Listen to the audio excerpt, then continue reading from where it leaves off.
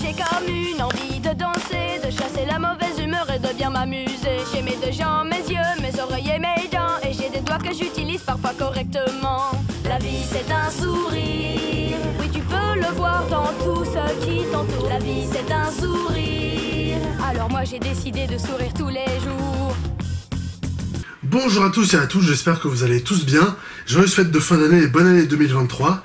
Et pour commencer 2023, on va donc commencer avec, comme chaque année, mon bilan de mon année cinéma de 2022, avec la meilleure vidéo de toutes, la vidéo des meilleurs films de l'année. Mon top des meilleurs films de 2022, les films que j'ai le plus aimé en 2022. Ça va peut-être être la vidéo la moins longue de ce top que je fais, parce que sur mon top 10, en fait, les 9 films dont je vais parler, il y a 9 films dont j'ai déjà parlé en fait sur ma chaîne. Il y a 9 films dont j'ai déjà fait des critiques. Du coup, c'est pas des films où je vais avoir énormément de choses à dire, où je vais m'attarder dessus très longtemps parce que j'en ai déjà parlé dans d'autres critiques sur ma chaîne. Mais bon, sans plus attendre, on va tout de suite commencer avec le numéro 10.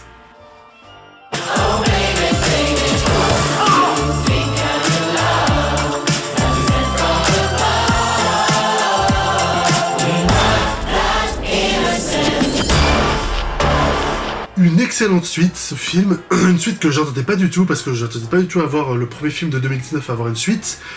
Comme j'avais dit, ce film-là, j'en avais déjà fait les critiques sur ma chaîne à l'époque, vous pouvez aller voir pour avoir plus de détails si vous voulez, mais c'est vrai que c'est un film que je trouve très fort, qui marche très bien, bien meilleur que le premier en termes de mise en scène, en termes d'humour aussi, ça marchait vraiment bien. Et c'est un des... autant vous le dire tout de suite, c'est le seul film français de ce top. Parce que c'est le seul film français de l'année que j'ai vraiment kiffé, quoi. Ça c'est vrai que c'est quand même assez problématique, c'est que le cinéma français, c'est... Il y a quelques fois, il y a des films vraiment bons qui m'intéressent, mais c'est vrai qu'en 2021, il n'y en avait aucun. Il y avait eu Barbac dans la première version, mais pas dans la version finale. Là aussi, cette année, c'est le seul film français qu'il y a dans ce top, parce que c'est vrai qu'en général, le cinéma français, c'est vraiment pas ce qui m'intéresse le plus, quoi. Mais celui-là, pour le coup, c'est vraiment le film qui m'a vraiment touché, qui m'a vraiment marqué, quoi, de cette année. Et tout de suite, on passe au numéro 9. On n'en bouge pas. Plus gros. Pourquoi faut-il qu'il soit toujours plus gros?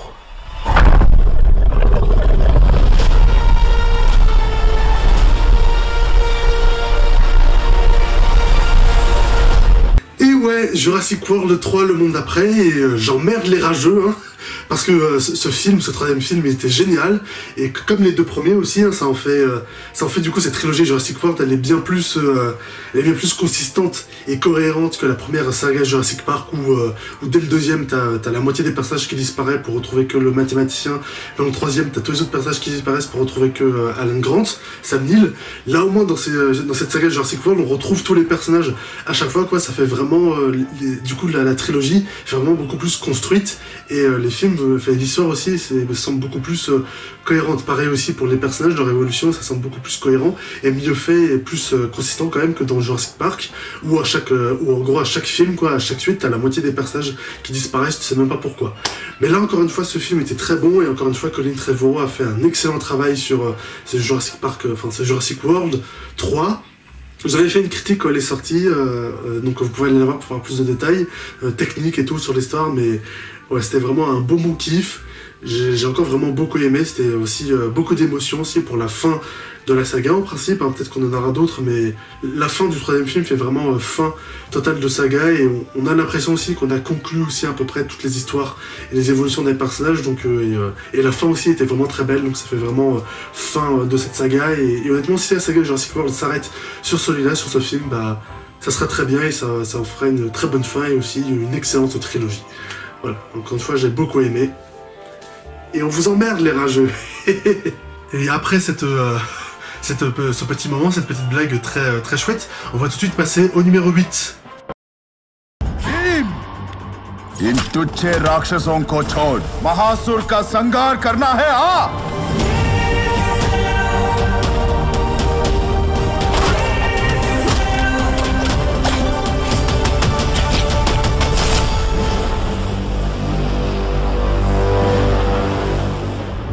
RRR, le premier film indien que j'arrivais à voir au cinéma, dans lequel j'ai pu trouver des séances, un blockbuster génial, dont j'avais fait la critique à l'époque, vous pouvez aller la voir pour voir tous les détails.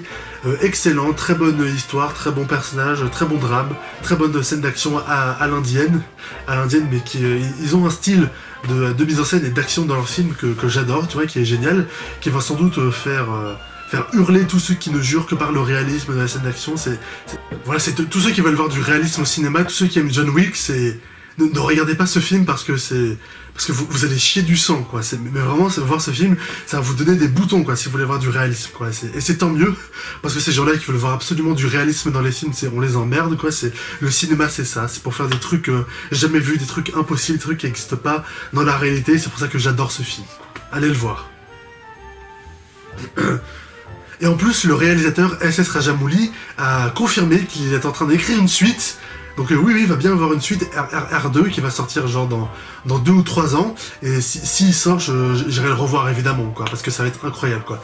Peut-être que pour le coup, la suite aura va sortir dans un peu plus de salles, parce que les films EDA, ça sort toujours dans des petites salles et tout, pas dans des gros multiplex, c'est surtout dans les petites salles. Mais vu que le film apparemment a été un beau succès, a été un gros succès et a bien fait parler de lui, parce que j'ai vu que le film aussi était même nommé au Golden Globe. Donc un truc incroyable, quoi, c'est pas tous les jours que t'as un film indien comme ça qui est nommé au Golden Globe. Donc peut-être que la suite, justement, comme ce film a beaucoup fait parler, peut-être qu'elle sera diffusée dans un peu plus de salles, peut-être que ça va enfin faire connaître au gros public, ça va faire aimer au gros public le cinéma indien. Ça c'est très cool. Et maintenant tout de suite le numéro 7. Et je dormirai pas tant qu'il sera pas mort.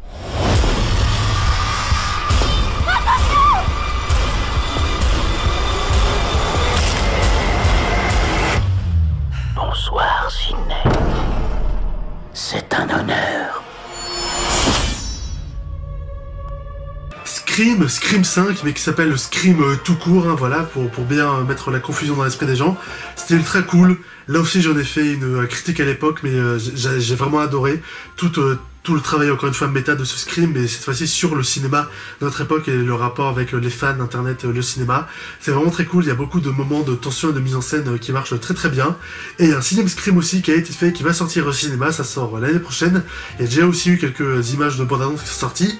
Mais c'est un film qui se fera sans l'actrice Neve Campbell, qui joue donc au Sidney Prescott depuis 1996, quoi, donc depuis 26 ans, quoi. Elle a joué dans les 5 films, donc ça en fait peut-être aussi l'une des héroïnes d'action avec l'une des franchises les plus longues, quoi, puisque elle a élu 5 films, quoi. C'est encore plus que Alien avec Sigourney Weaver, mais c'est moins que Mila Jovovich qui a eu droit à 6 films avec Resident Evil. Mais c'est vrai qu'elle a dit qu'elle ne voulait pas participer et apparaître dans ce Scream, parce qu'elle a dit qu'elle n'était pas payée assez et qu'elle avait des problèmes de salaire, parce que la production ne la payait pas assez. Et honnêtement, vu qu'elle joue ce rôle de Sidney Prescott dans ses 5 films Scream depuis 26 ans, quoi, depuis 30 ans, qu'elle joue que ça, enfin elle n'a pas joué que ça, vu que c'est vraiment son grand rôle qu'elle a eu, quoi, et qu'elle joue ça depuis 26 ans, qu'elle se soit barrée parce qu'elle estimait qu'elle n'était pas assez payée, honnêtement je la comprends, quoi, c'est totalement légitime. Parce que c'est quand même elle la star des Scream autant que Ghostface, quoi, que les tueurs, parce que elle le dit même dans le premier film, quoi, c'est mon film, donc c'est vraiment elle la star des films, quoi, donc le fait qu'elle veut pas participer parce qu'on la paye pas assez, honnêtement je la comprends, quoi. Après, pour le 6ème film qui sort l'année prochaine, du coup ils ont vraiment changé le truc, hein, ils ont vraiment l'air d'innover, puisque les 5 films se déroulaient toujours dans la même ville. Là ils vont aller dans une autre ville, à New York, dans le métro, donc c'est vrai qu'en termes d'horreur et de tension, ça va donner des scènes qu'on n'a jamais vues dans Scream, donc ça va être intéressant, au moins niveau mise en scène. Après, niveau discours et méta, parce que c'était vraiment ça les films Scream, hein, ça a toujours été des films méta sur le cinéma et le cinéma d'horreur. De quoi va parler ce 6ème film Honnêtement, sur ce coup-là, je suis un peu inquiet, quoi, parce que si c'est juste un film Scream avec de l'action et tout, de l'horreur et de la tension, ça peut être sympa. Mais ce qui était génial aussi dans Scream, c'est le côté méta, quoi. Donc c'est ça aussi qu'on attend. Et on verra comment ce sera dans ce 6ème film. Mais honnêtement, ce 5ème film, pour moi, c'était une réussite. C'est un des films que j'ai le plus aimé de l'année. Et maintenant, le numéro 6.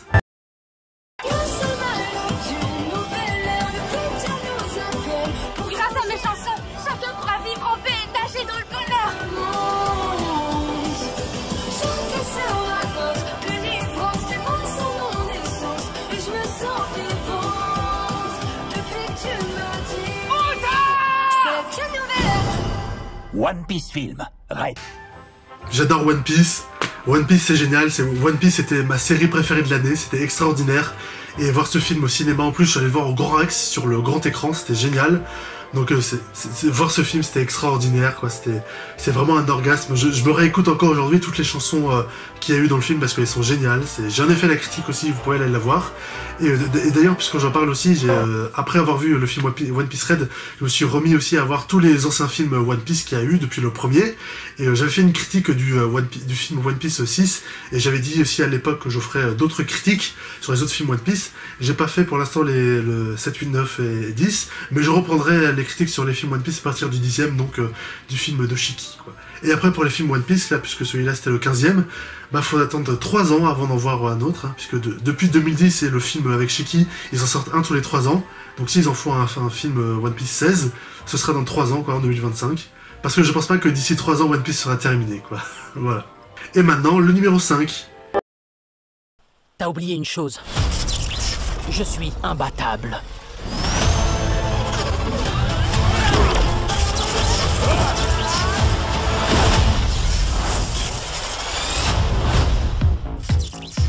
Sonic 2, donc la suite du film sorti il y a 2 ans que j'avais bien aimé, qui était très cool, qui m'avait un peu énervé au niveau du doublage français parce qu'on n'avait pas repris Alexandre Gilet pour faire Sonic, et on n'a toujours pas repris dans ce film. C'est un peu problématique, quoi, c'est un peu déroutant. Pour Knuckles aussi, ils n'ont pas repris la voix de Sébastien Desjours, qui lui aussi fait Knuckles dans tous les jeux et séries depuis 20 ans. Mais au moins, on a Marie-Eugénie Maréchal pour Tails. Ça au moins c'est génial. J'espère ne pas arriver trop tard.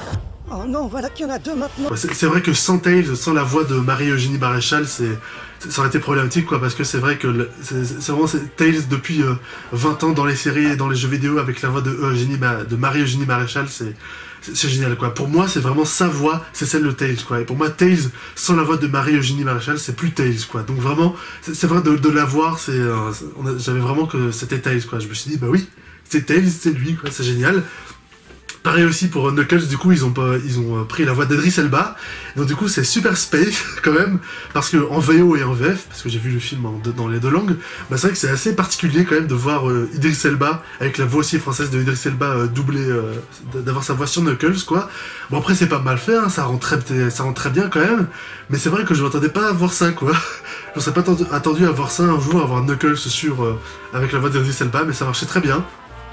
Le film est génial, le film est encore meilleur que le premier en termes de mise en scène, en termes d'action aussi, c'était vraiment dantesque, c'était épique, c'était vraiment ultra divertissant, c'est très cool, j'ai vraiment adoré, et j'attends énormément la suite, donc le 3e film qui devrait sortir dans 2 ans, avec on espère Shadow, avec une bonne voix française aussi, et peut-être aussi, pourquoi pas, Amy, hein, parce que dans le premier film Sonic, on utilisait Tails, et au final, on nous a donné Tails et Knuckles, donc là, dans ce 3e film, on utilise Shadow, peut-être qu'on aura aussi d'autres, hein, Amy, Rouge, Crime, peut-être aussi Vector le crocodile, on verra, mais c'est sûr, en tout cas, ils vont pas juste nous donner Shadow, il y aura aussi d'autres personnages, mais en tout cas, oui, j'attends beaucoup, j'attends vraiment avec impatience ce 3e film, avec, j'espère, les bonnes voix VF. Mais ouais, malgré ça, le film était vraiment quand même très très cool, très drôle aussi, très divertissant. C'était vraiment un très très bon délire, j'ai adoré. Et maintenant on passe au numéro 4. Roule, Perrault!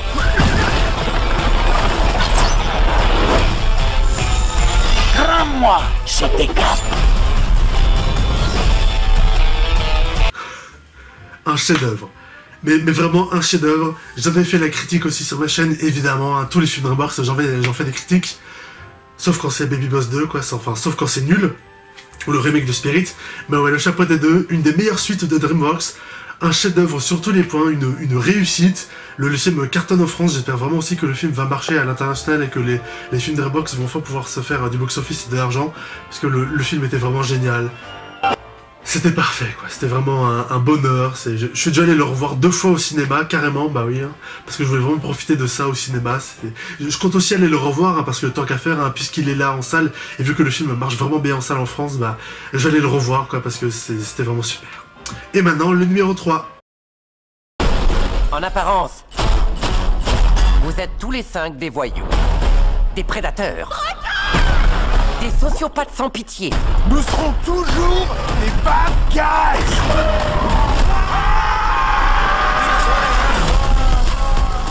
Mais oui, évidemment. Là aussi, évidemment, je vous l'avais dit, il y a une critique au début de l'année parce que ça aurait été impossible de pas faire de critique sur ce film, quoi. Les bad guys, le meilleur film d'animation de l'année, quoi. Bah oui, c'était extraordinaire ce film, quoi. Ça m'a d'autant plus plu que, comme je l'avais dit dans ma critique, depuis 2-3 ans, les films DreamWorks c'était avant tout que des suites et des remakes.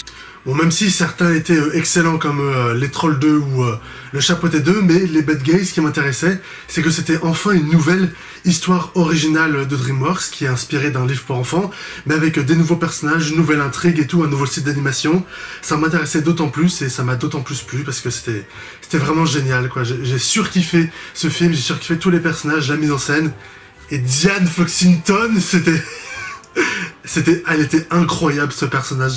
C'est forcément, ils mettent une renarde dans un film, je kiffe. C'était incroyable ce film, c'était trop bien. Et maintenant, le numéro 2.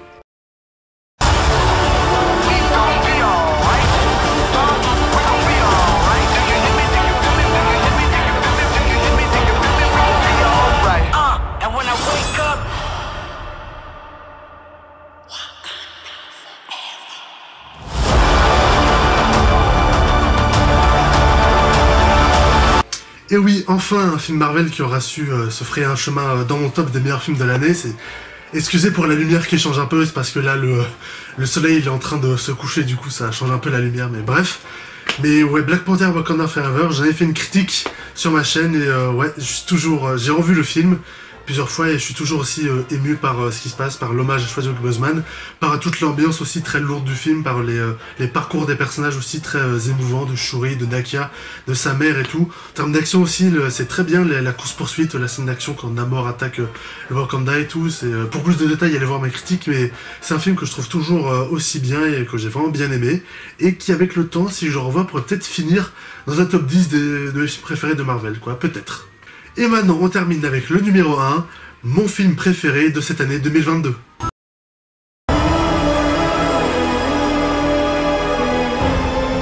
La voix de l'eau relie toutes choses. Avant la naissance et après la mort.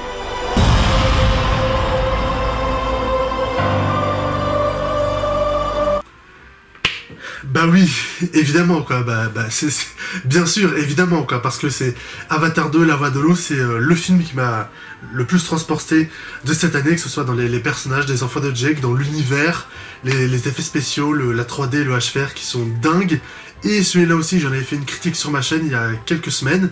C'était vraiment incroyable, c'était super cool. Le film est évidemment un succès, et un gigantesque succès alors que ça fait que 2 semaines. J'irai le revoir, évidemment, je suis déjà allé le revoir une fois, mais il faudrait que j'aille le revoir en 2D sans la 3D et le HFR pour voir comment ça rend.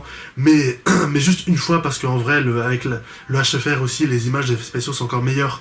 Et la 3D aussi, elle est excellente, t'as un sentiment de profondeur, c'est dingue, donc c'est...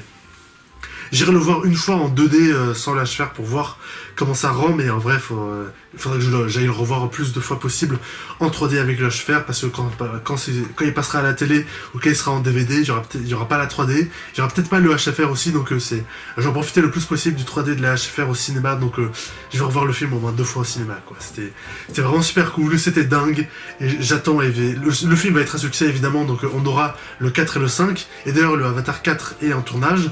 Et j'attends avec impatience le 3, le 4, le 5, ça va être vraiment super cool, cette franchise, ça va être incroyable, ça va être dingue. Et voilà, c'est la fin de cette vidéo de mon top de mes films préférés de 2022. Likez-la si vous a plu et n'hésitez pas à me dire dans les commentaires ce que vous avez pensé de ces films et quels sont vos films préférés de 2022. Partagez ma vidéo sur les réseaux sociaux et abonnez-vous pour ne pas manquer mes prochaines vidéos. Salut!